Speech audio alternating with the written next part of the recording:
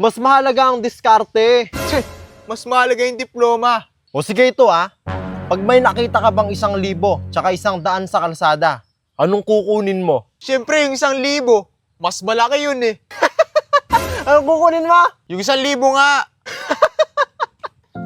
Ayan, puro kasi diploma. Bakit 1,000 lang yung kukunin mo? Kung pwede mo naman kunin yung 2.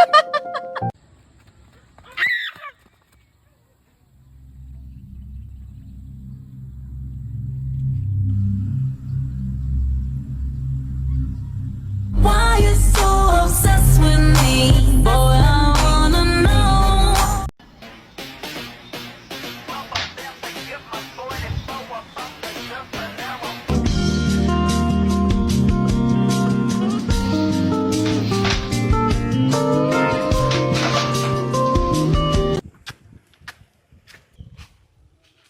Boss, pwede bang magtanong? Oh, nagtanong ka na. Ay, hindi. 2 tanong. Pangalawa na yan. Pwede bang 4 na tanong? Naka-4 ka na. Ha? Anong pang-4? Pangatlo pa lang yun eh. Asan yung pang-4 dun? Ayun kakatanong mo lang. Ano ba yung tatanong mo? Boss, naubusan kasi ako ng gas eh. Tanong ko lang kung saan yung malapit na gasolinahan dito. Yung gasolinahan. Ito mo yung daanan na yan. Diretsuin mo lang yan. Tapos may makita kang arko doon. Doon sa arko na yun, merong kanto. Kumanan ka. Kanan. Pagkatapos nun, may makita ka ulit na kanto. Kumaliwa ka. Dumiretso ka, tapos may makita kang tindahan doon. Doon ka magtanong. Pupunta kasi akong Manila eh. Para di ako nakakahiya. Ano ba yung elevator? Ayan, kakadiskarte mo yan. Elevator lang, di mo alam. Ano ba kasi yun? Yung elevator, yun yung parang kwarto. Pag pumasok ka doon, pwede kang dalhin nun kahit anong palapag ng building. Yung ano naman, yung escalator. Yung escalator naman, yun yung parang hagdan na umaandar. Yun naman yung gagamitin mo para di ka na maglakad paakyat ng building. Ano naman yung calculator? Ha? Ano yun? Di pa ako nakakasakay doon Ayan ang mangyayari sa inyo kapag nasobrahan kayo sa diploma. Di pa daw siya nakakasakay ng calculator. So ngayon mga idol, Gagawa kami ng saranggola!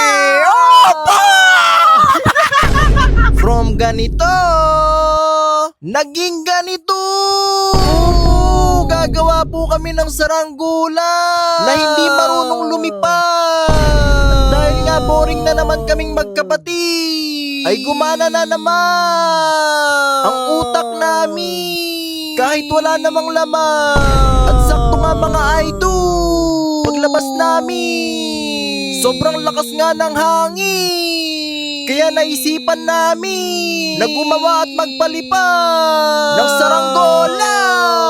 Opo!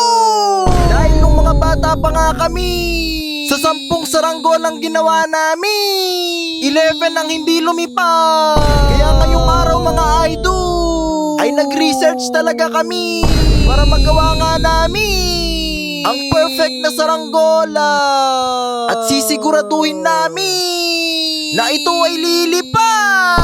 Kaya kumuha na kami ng walis tingting. Dahil ito nga ang magsisilbi na frame ng saranggola.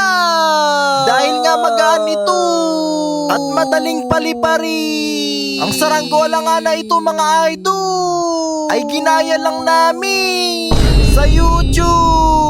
At sa oras nga na ito mga idol ay lalagyan na namin ito ng tali.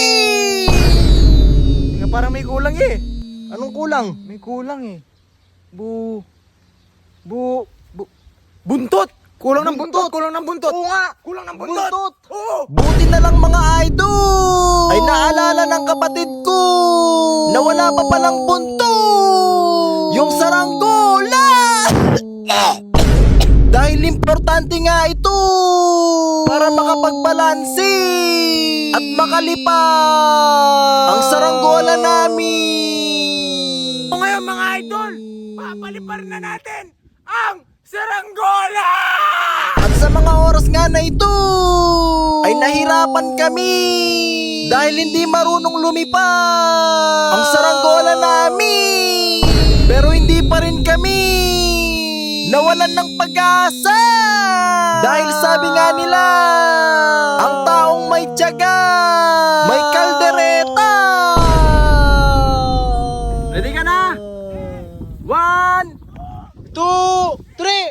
At sa pagkakataon nga na ito, ay napalipad na namin ang saranggola!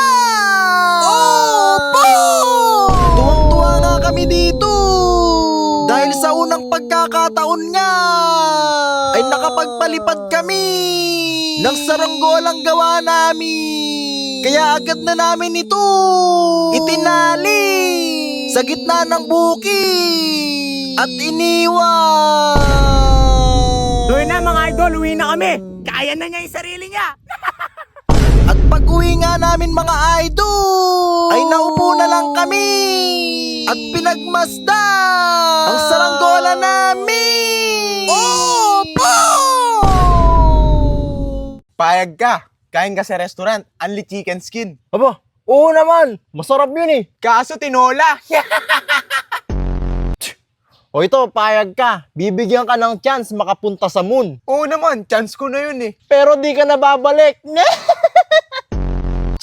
Ito, payag ka, magmumura na yung gas. Oo naman. Kaso mumurahin kita. O ito, payag ka. May pamana yung lolo mo sa'yo. Ba, oo naman. Kaso listahan ng utang niya. Ito, payag ka. 500,000 sahod mo, isang buwan. Siyempre naman, ang laki niyan eh. Kaso yung boss mo, di payag. Diyan, may sikreto ko eh. Sikreto? Ano yun? Sikreto nga eh. Ba't ko sasabihin sa'yo? Alam mo, kuya, dapat nakinig ako sa'yo noon eh. Ha? Nakinig saan? Ano bang sinabi ko sa'yo noon? Bumalay ko. Kaya nga dapat nakinig ako sa'yo noon eh.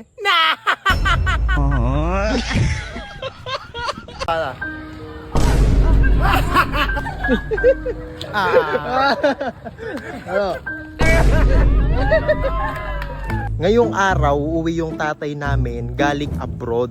At ang maganda dito, hindi alam ng kapatid ko na uuwi yung papa namin. So, ang plano namin ngayon is isusurprise siya. Bali, ang gagawin namin, susunduin namin siya sa airport.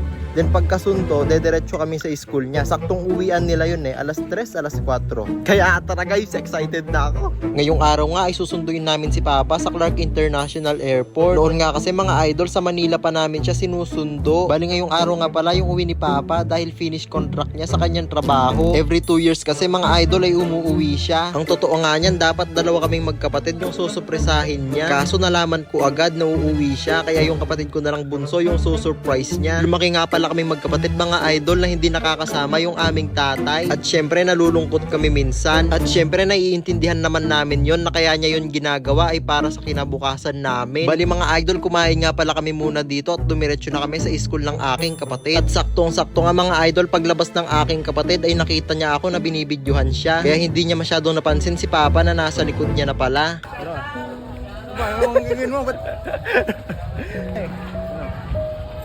Tawa.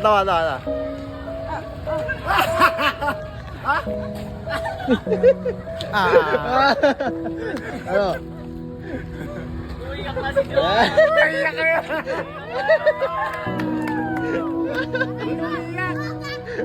Ano yan?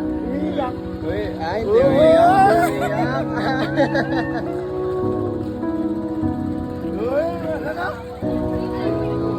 Sabi mo, diyan uwi. Ay guys, sinurprise namin siya, hindi niya alam na uwi papa namin. Kitang-kita nyo nga pala mga idol sa mukha ng aking kapatid na sobrang gulat niya. At sinabi nga pala niya sa akin na para daw siyang nananaginip. Bali shoutout nga pala sa mga kaklase ni Johan na nanonood. Mission accomplished nga pala mga idol yung surprise natin sa kapatid ko.